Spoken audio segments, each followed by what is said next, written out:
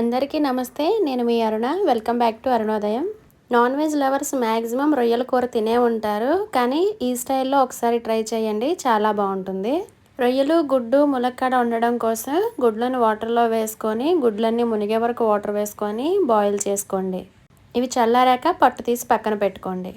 ఇవి 2 కేజీల రొయ్యలు క్లీన్ చేశాక చూపిస్తున్నాను. పైన లేయర్లా ఉంటుంది, పైన కింద కూడా లేయర్ తీసేసి ఇందులో కొంచెం పసుపు, వేడి వాటర్ వేసి బాగా వాష్ చేసి పక్కన పెట్టుకోండి.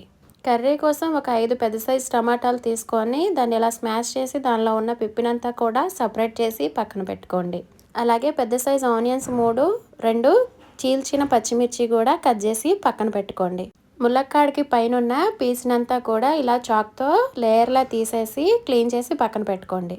ఇప్పుడు కడాయిలో కొంచెం ఆయిల్ వేసుకొని కట్ చేసి పెట్టుకున్న పచ్చిమిర్చి, కరివేపాకు వేసి కొంచెం ఫ్రై అయ్యాక ఆల్రెడీ కట్ చేసి పెట్టుకున్న ఆనియన్స్ కూడా ఇందులో వేసి లైట్ గోల్డెన్ కలర్ వచ్చే వరకు బాగా ఫ్రై చేసుకోండి.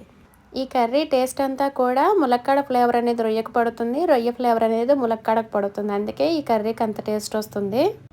ఆనియన్స్ బాగా ఫ్రై అయిపోయాక టమాటా పేస్ట్ అనేది కూడా ఇందులో యాడ్ చేసుకోండి.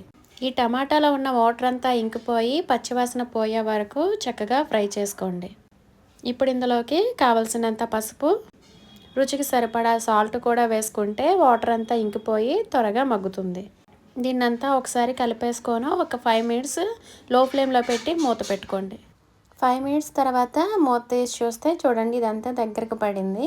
ఇప్పుడు దీనిలోకి ఆల్రెడీ క్లీన్ చేసి పెట్టుకున్న రొయ్యల్ని కూడా యాడ్ చేసుకోండి. ఇక్కడ రొయ్యలు మాత్రమే ఫస్ట్ తీసుకోండి, ములక్కాడలో గుడ్లు అనేవి ఇప్పుడే యాడ్ చేయకండి. రొయ్యల్లో ఉన్న వాటర్ అంతా దిగి అది ఇంకిపోయే వరకు చక్కగా మూత పెట్టి ఒక 15 మినిట్స్ వరకు కుక్ చేసుకోండి. 15 మినిట్స్ తర్వాత నేను చూపిస్తున్నాను, చూడండి ఇందులో వాటర్ అంతా కూడా బయటకు వచ్చింది. ఇలా వాటర్ వస్తేనే రొయ్య అనేది సాఫ్ట్గా కుక్ అవుతుంది. మీరు ఏ నాన్ వెజ్ కర్రీ చేసినా కూడా దానిలో వాటర్ అంతా కూడా బయటకు వచ్చి అది ఇంకిపోవాలి, లేదంటే నీచు వాసనలా వస్తుంది. రొయ్యలో ఉన్న వాటర్ అంతా బయటకు వచ్చేటప్పుడు రొయ్య సైజ్ అనేది కూడా తగ్గుతుంది. ఇప్పుడు ఇందులోకి మనం కట్ చేసి పెట్టుకున్న ములక్కాడలు కూడా యాడ్ చేసుకోండి. రొయ్య ఆల్రెడీ 50% కుక్ అయిపోయింది కాబట్టి ములక్కాడలు కూడా యాడ్ చేసుకొని వీటిని కూడా బాగా ఒకసారి కలిపేసుకొని ఒక 15 మినిట్స్ వరకు మగ్గించుకోవాలి. ఇందులోకి red chilli powder 2 spoons add చేసుకోండి. అలాగే రెడ్ చిల్లీ పౌడర్ ఎలా ప్రిపేర్ చేసుకోవాలో దానికి సంబంధించిన లింక్ కూడా నేను డిస్క్రిప్షన్లో ఇస్తాను, ఒకసారి చెక్ చేసేయండి. చూసారు కదా, ఇప్పుడు దీనిలోకి 1 స్పూన్ అల్లం వెల్లుల్లి పేస్ట్, అలాగే 1 స్పూన్ గరం మసాలా కూడా వేసి ఇవి ముక్కలన్నీ మునిగే వరకు వాటర్ వేసుకొని ఒకసారి అంతా కలిపేసుకొని హై ఫ్లేమ్లో 10 మినిట్స్, లో ఫ్లేమ్లో 15 మినిట్స్ వరకు మగ్గించుకోండి.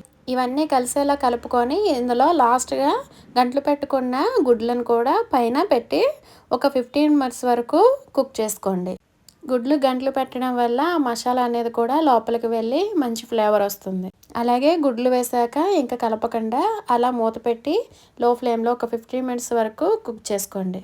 చూసారు కదా, నేను 15 మినిట్స్ తర్వాత చూపిస్తున్నాను, చక్కగా దగ్గరగా మగ్గింది ఇది. ఈ స్టేజ్లో ఉంటే కసూరి మేతి లేదంటే కొత్తిమీర వేసుకొని సర్వ్ చేసుకుంటే ఎంతో టేస్టీగా కోడిగుడ్డు ములక్కాడ రొయ్యల కూర రెడీ అయిపోయింది. అందరూ గుడ్డు ములక్కాడ, గుడ్డు రొయ్యలు ట్రై చేసే ఉంటారు. ఒకసారి ఇలా ట్రై చేయండి, చాలా బాగుంటుంది. మరిన్ని వీడియోస్ కోసం మన ఛానల్ని సబ్స్క్రైబ్ చేసుకోండి. Thank you for watching.